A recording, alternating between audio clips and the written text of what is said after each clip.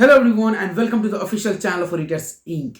And today in this video, I want to tell you that how we can build our vocabulary.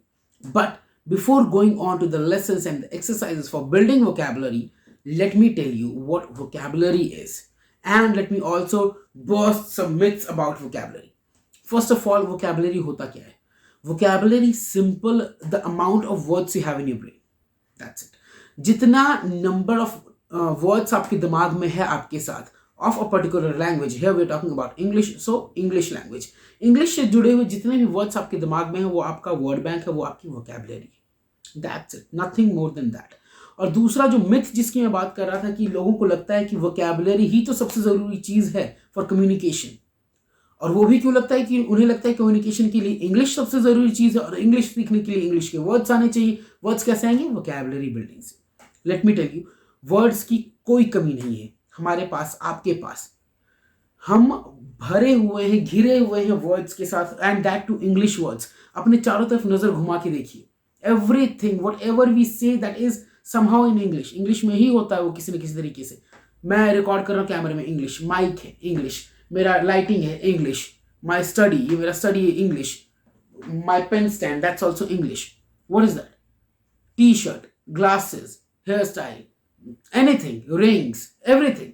कुछ भी जो भी हम आमतौर पे यूज करते हैं अपनी भाषा में, इंग्लिश ही तो यूज कर रहे हैं. The problem is not with vocabulary building. The problem is with organizing your thoughts and aligning your vocabulary with your emotion and the thoughts what you want to convey.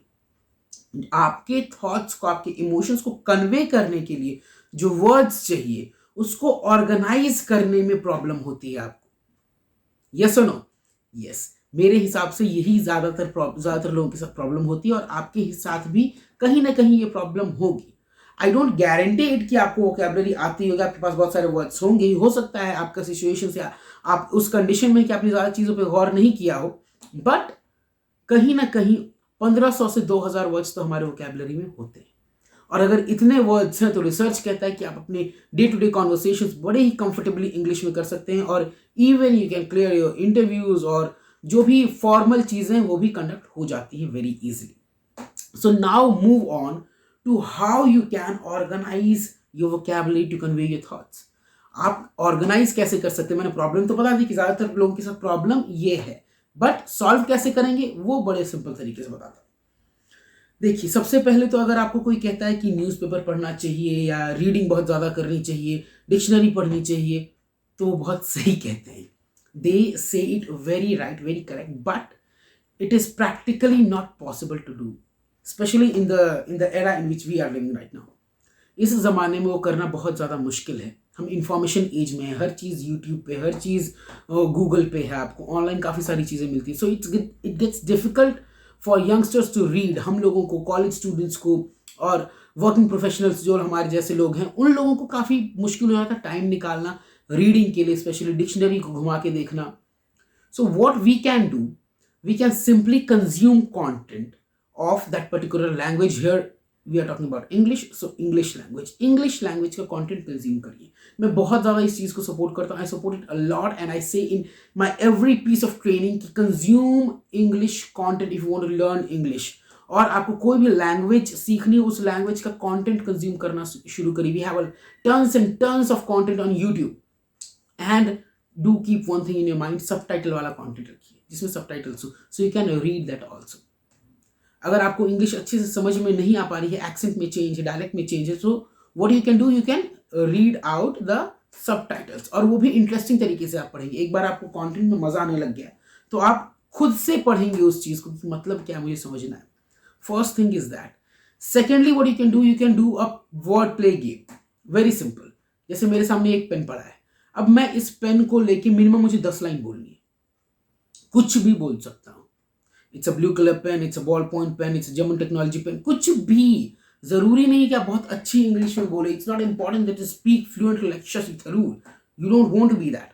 If you want to be, congratulations. If you want to be like him, very good. Work hard, you will be someday. But for now if you are a beginner, कुछ भी आपके मन में आ रहा है बोलिए, बेहिचक बोलिए. This thing will definitely change the way you speak. 1 महीने के अंदर मेरी गारंटी, अगर आप ये रेगुलरली फॉलो करते हैं daily with different different objects, like you can pick up this pen for a day, next day you can pick anything, your notebook, your life, whatever you have in your house, cupboard, anything.